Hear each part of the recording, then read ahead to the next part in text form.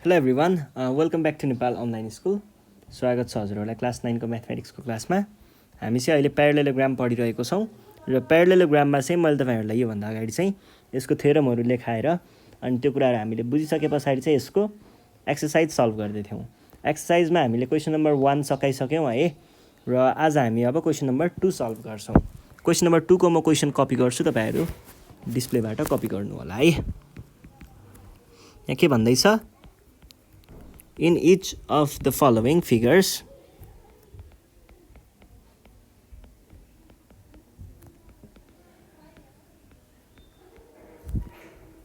find the value of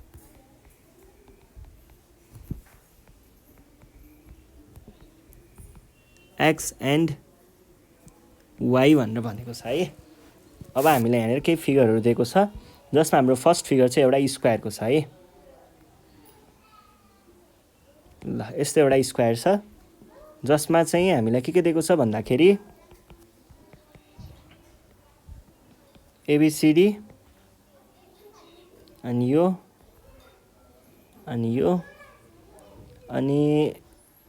equals to यो अनि यो 90 डिग्री, यो 90 डिग्री भइसके पछाडि सबै 90 डिग्री हुन्छ है। त्यस पछाडि हामीले यहाँ के भन्न सकिन्छ, हामीलाई यहाँ के दिएको छ 32 डिग्री दिएको छ, यो y दिएको छ, यो x दिएको छ है। अब हामीलाई के को भ्यालु निकाल्नु पर्ने रहेछ, x र y को है। अब यसको लागि चाहिँ हामीले के गर्न सक्छौँ त भन्दाखेरि, हेर्नुहोस् है, यहाँनिर त्यो 32 डिग्री दियो, त्यो 32 डिग्री भइसके पछाडि त्यो 90 डिग्री भने यो र यो त 45 डिग्री नै भइहाल्यो, यो पनि 45 डिग्री हुन्छ। अब हामीले y को भ्यालु निकाल्न चाहिँ यो र यो जोड्दाखेरि, y को भ्यालु त्यताबाट आउँछ, आउँदैन, भर्टिकल्ली अपोजिटसम्म निकाले चाहिँ आउँछ भने पछाडि हेर्नुहोस् है, यो 90 डिग्री भइहाल्यो है।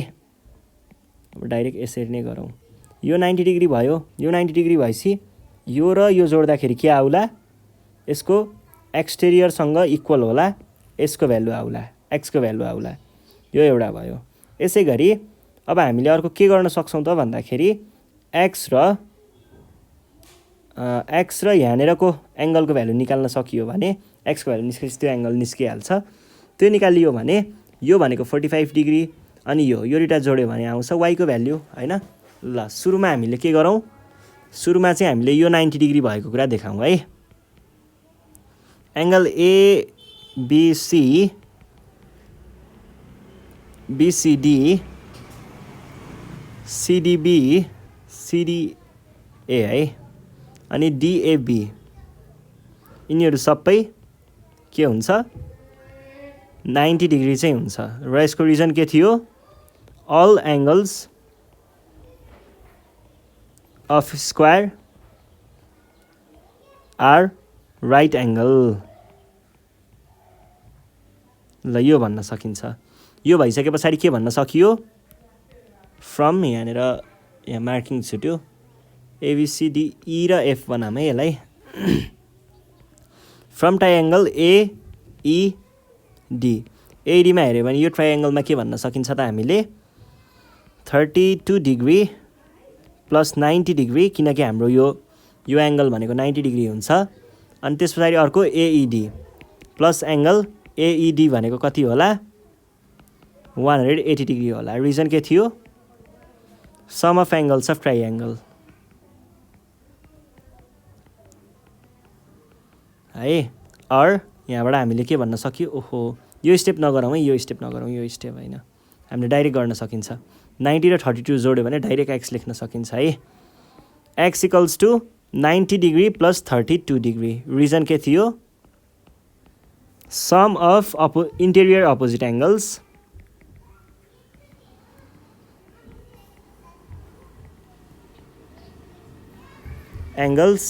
Is equal to exterior angle. ल, यो भनेको कति भयो 122 डिग्री, x को भ्यालु आयो 122 डिग्री। त्यस पछाडि हामीले अब के गर्न सकिन्छ त भन्दाखेरि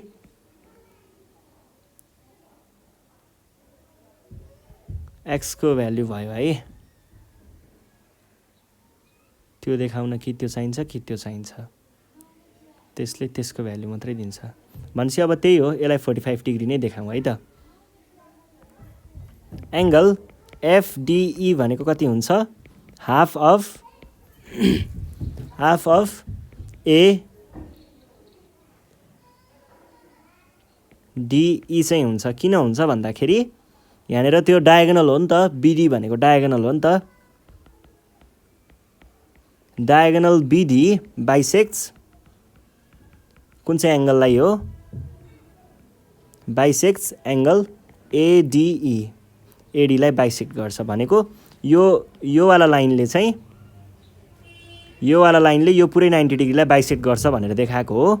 यो भनेको कति आयो त, is equals to half of 90 degree that is 45 degree. FDE को भ्यालु कति आयो, 45 डिग्री आयो।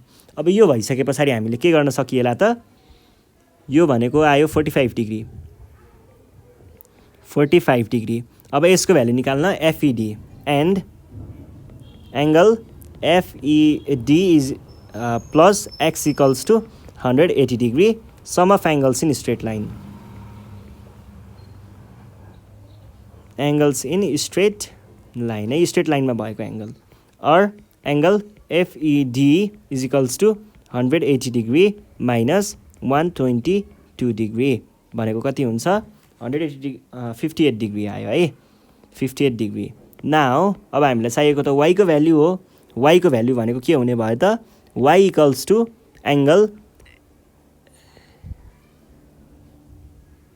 Angle FDE plus FED plus FED। र रिजन के थियो यसको रिजन भनेको सम अफ उयो नै हो। ल यो लेख्न सकिन्छ। यो भइसके पछाडि हामीले के भन्न सकियो त, यो भनेको 58 डिग्री प्लस 45 डिग्री भन्न सकियो। 58 डिग्री प्लस 45 डिग्री भनेको कति हुन्छ, 103 डिग्री हुन्छ है। र यो नै हाम्रो एन्सर भयो। यसरी चाहिँ हामीले सल्भ गर्छौँ है। ल यो क्वेसन भयो। अब हामी जाउँ नेक्स्ट क्वेसनमा। हाम्रो नेक्स्ट क्वेसन छ क्वेसन नम्बर बी है। क्वेसन नम्बर बीमा चाहिँ हामीलाई सायद यो एउटा रेक्टेंगल दिएको हो, यो छ है, अनि यो छ 40 डिग्री छ, प्यारलल छ, यो यहाँ छ, यो 130 डिग्री छ, यो x छ, यो पोइन्टलाई f भनेको छ, यो पोइन्टलाई b भनेको छ, c भनेको छ, d भनेको छ, a भनेको छ है। अब हामीलाई के को भ्यालु चाहिनेछ, x को भ्यालु चाहिँ चाहिनेछ। x को भ्यालु निकाल्नको लागि हामीले के गर्न सक्छौँ होला त, x को भ्यालु निकाल्न हेर्नुस् है।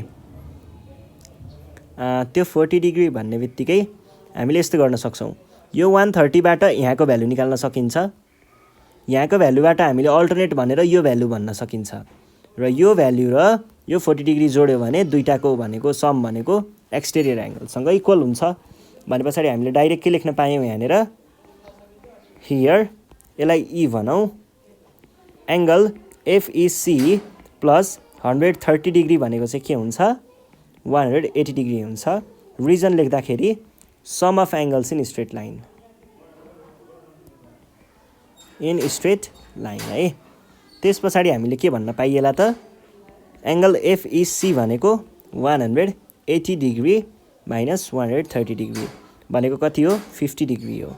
यो 50 डिग्री हुने बित्तिकै हामीले अब के भन्न पाइएला, angle ADF is equals to angle FEC भन्न पाइएला। यसको रिजन चाहिँ अल्टरनेट एंगल्सहरू इक्वल हुन्छ, अल्टरनेट एंगल्स आर इक्वल। ल एंगल्स आर इक्वल है, यो कुरा देखाइयो। अब हामीले यहाँनिर अल्टरनेट एंगल भनेर यो एंगल र यो एंगललाई पनि इक्वल देखाइसकियो। अब हाम्रो लास्ट काम भनेको के हुने भयो त, x लाई एक्सटेरियर एंगल बनाएर भित्रको एंगलहरूको सम देखाउने, 40 डिग्री प्लस 50 डिग्री। यो चाहिँ किन भएको हो त, किनभनेदेखि कुनै पनि एउटा एक्सटेरियर एंगल छ भने त्यो भनेको खासमा के हो त, sum of interior opposite angles हो। त्यसरी मैले यसलाई ल्याएर राखेँ, यो भनेको आयो 90 डिग्री, x को भ्यालु 90 डिग्री आयो, सकियो है। अब हामी जाउँ क्वेसन नम्बर सी मा। यो छ, यो छ, यो छ अनि यो छ है, र यहाँनिर यो पनि छ। यो इक्वल्स टु यो, सरी, यो प्यारलल टु यो 130 डिग्री, यो प्यारलल टु यो। अब यो दियो 130 डिग्री, हामीलाई चाहियो भ्यालु x को। यहाँनिर हामीले के गर्न सकिन्छ होला त भन्दाखेरि हेर्नुहोस् है, पहिला सुरुमा यसको भ्यालुबाट यसको भ्यालु निकाल्न सकिएला। यसको भ्यालु निस्किने बित्तिकै के हुन्छ त, यसको भ्यालु निकाल्न सकिन्छ, जसको भ्यालु चाहिँ योसँग इक्वल हुन्छ, र हामीले यो ट्राइएङ्गल युज गरेर एक्सको भ्यालु निकाल्न सक्छौँ है। मार्किङहरू ए, डी, बी, सी र ई छ है। Here angle BAD is equals to angle BCD. Reason के थियो, अपोजिट एङ्गल्स अफ के हो, parallelogram. Opposite angles of parallelogram भयो। यो भइसके पछाडि अब हामीले अर्को के भन्न सकिन्छ त, अर एङ्गल बिसिडी भनेको आयो 130 डिग्री।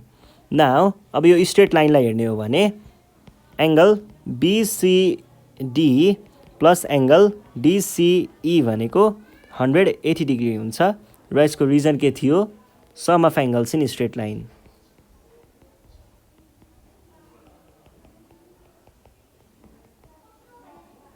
लाइन अर बिसिडी भनेको के हो, बिसिडी भनेको हामीले भर्खरै 130 डिग्री निकालेको छौँ, प्लस एङ्गल डिसिई भनेको चाहिँ 180 डिग्री, जसबाट मैले के भन्न सक्छु त, एङ्गल डिसिई भनेको 180 डिग्री माइनस 130 डिग्री हुन्छ भन्न सक्छु, र यो भनेको आयो 50 डिग्री। अब हेर्नुहोस् है, यसको भ्यालु 50 आउने बित्तिकै यसको पनि भ्यालु 50 होला भने पछाडि मैले यहाँनिर के लेखेँ, डिसिई इन ट्राइएङ्गल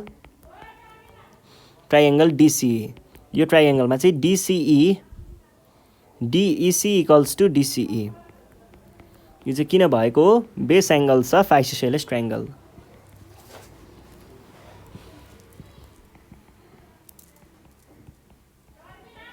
आइसोसेलेस ट्राइएङ्गल है।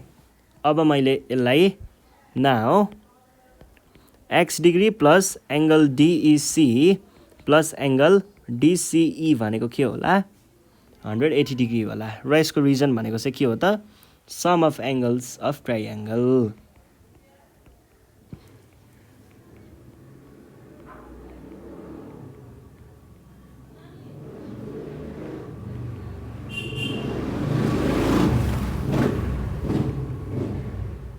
-50 डिग्री -50 डिग्रीलाई मैले डाइरेक्ट 100 डिग्री नै लेखिदिएँ है। भनेपछि कति आयो त, यो भनेको 80 डिग्री हाम्रो एन्सर आयो। ल यो भयो है। यो भइसके पछाडि अब हामी छौँ क्वेसन नम्बर डीमा। डीमा चाहिँ हामीलाई कस्तो फिगर दिएको छ भन्दाखेरि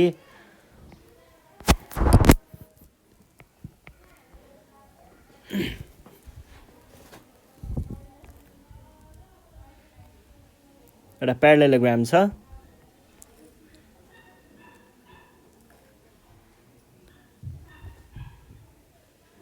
यो छ, यो एक्स छ, यो र यो इक्वल छ, यो प्यारलल टु यो छ, यो वाई छ, यो 65 डिग्री छ, यो प्यारलल टु यो छ, यो एडिएफ सी र बी छ है।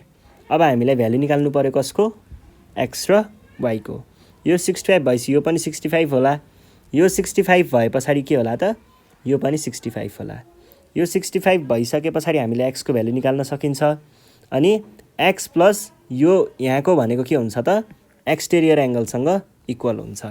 अब हामीले सुरुमा के गरौँ त, here angle AF C is equals to 65 degree भनेर भन्न सकिन्छ, र यसको रिजन भनेको के हो त, यसको रिजन भनेको अपोजिट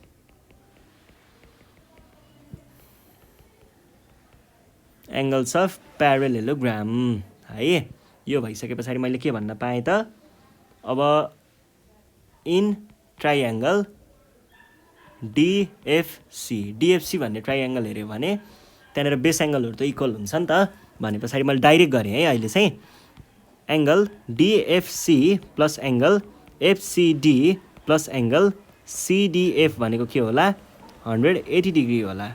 रिजन के थियो sum of angles of triangle.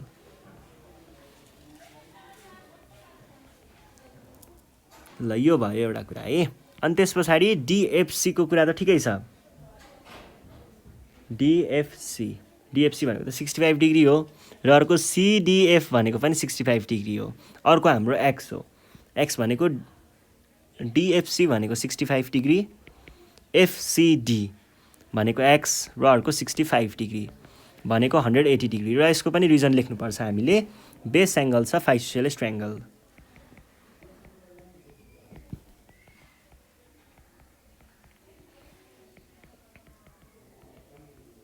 ल यो भनेर लेख्न सकिन्छ है।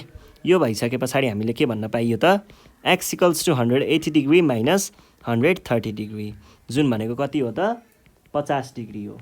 एक्सको भ्यालु आयो 50 डिग्री। अब हेर्नुहोस् है यहाँनिर यो वाइ भनेको के हो त एक्सटेरियर एङ्गल हो र हामीसँग यो एङ्गल र यो एङ्गल चाहिँ अपोजिट इन्टेरियर एङ्गल छ। भने पछाडि मैले डाइरेक्ट के भन्न पाएँ त वाइ भनेको चाहिँ एक्स प्लस डिएफसी हुन्छ भनेर भन्न पाएँ। रिजन लेख्नु पर्दा के लेख्न सकिन्छ sum of interior opposite angles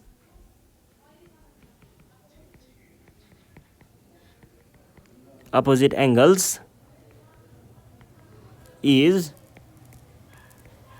equal to केसँग इक्वल हुन्छ त एक्सटेरियर एङ्गल। एक्सटेरियर एङ्गलसँग इक्वल हुन्छ भनेर भन्न पाएँ है। ल अब यति भइसके पछाडि मैले के गर्न पाउँछु होला त यहाँनिर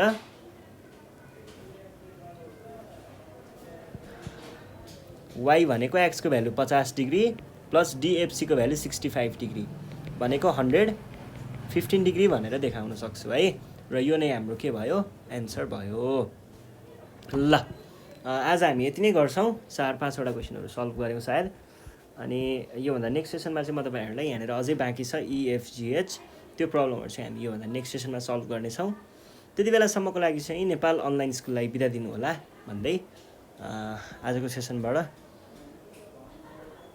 बिदा माग्न चाहन्छु। Thank you.